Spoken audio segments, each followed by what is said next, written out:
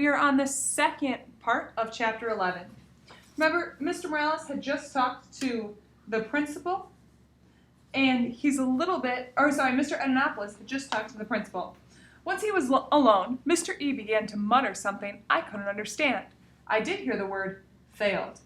I know that my fellow classmates don't want to fail. Maybe teachers don't want to fail either. After a while, he got up and paced around the room. "Don't give up," I squeaked. I was trying to be helpful. I guess Mr. E heard my squeaks because he looked my way. "I'll tell you one thing, I'm not giving up yet," he said. He sounded very determined, which gave me hope. "Take out the lesson plans," I squeaked. "In the binder. In the drawer." I didn't think he was likely to listen to me since he thought of me as an it.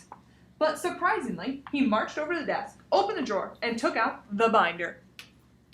He stuffed the binder into his large sack. Then he came over to the table where Og and I live.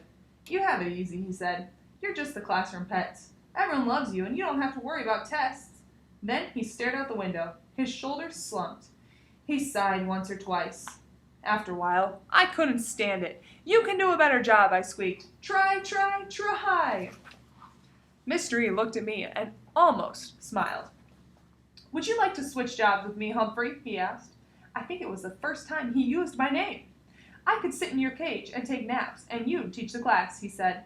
I was sorry to hear that he thought that all I did was sit in my cage and take naps. But then, he didn't know about that lock that doesn't lock. "I really like my job," I squeaked. I was too polite to say that I didn't think Mr. E would be a very good classroom pet. "I really like my job," Mr. E said, "and I want to make this work." "I want this to work too," I replied. Just then, Ms. Mack walked in. Why do good things always happen when Miss Mack walks in? "Hi, Ed," she said. "How's it going?" Mr. E sighed. "Not very well, I'm afraid." "What happened?" Ms. Mack asked. "Mr. Morales just told me there have been a lot of complaints about my teaching.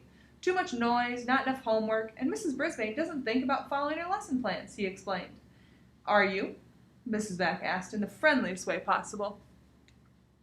Mr. E shook his head. "Yes, and, no." Ms. Mack said, "Oh." She came a little closer to my cage and leaned down. "Hi, Humphrey," she said with a wink.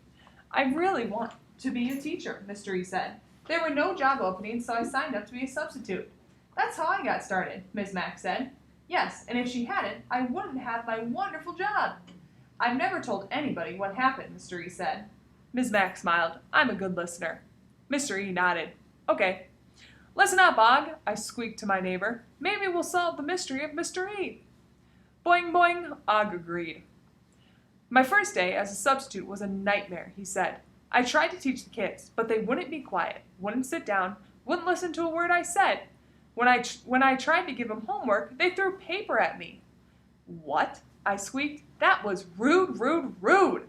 Boing, boing, boing. Og was as shocked as I was. Ms. Mack was surprised too. "Was that at Longfellow School?" she asked. "No," Mr. E said. "I tell you, I was ready to give up teaching forever. And I decided that the next time I got an assignment, I'd make everything fun. If the kids liked me, maybe they'd behave better." "I understand," Ms. Mack said, "but you can have fun and learning at the same time. Students have respect for you and like you at the same time. Look at Miss Brisbane." "Yes, look," I squeaked. "I wish I knew her," Mr. E said. "This is such a great class, and I don't think I've lived up to her standards. But it was so awful to know that the students in the first class didn't like me." "You'd think I'd have learned it by now, but sometimes I forget. Teachers are humans." "I have an idea," Ms. Mack said. "I'm going to visit a friend tonight, and I'd like you to come along. Are you free?" "Yes," Mr. E said.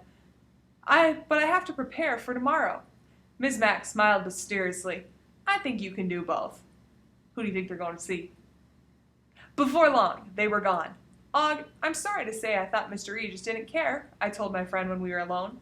"I'm glad I was wrong, but I wonder if Mrs. Brisbane still cares." "Blank?" Og sounded confused. "She's abandoned her students to go off and become a ballerina," I explained. "That doesn't seem right."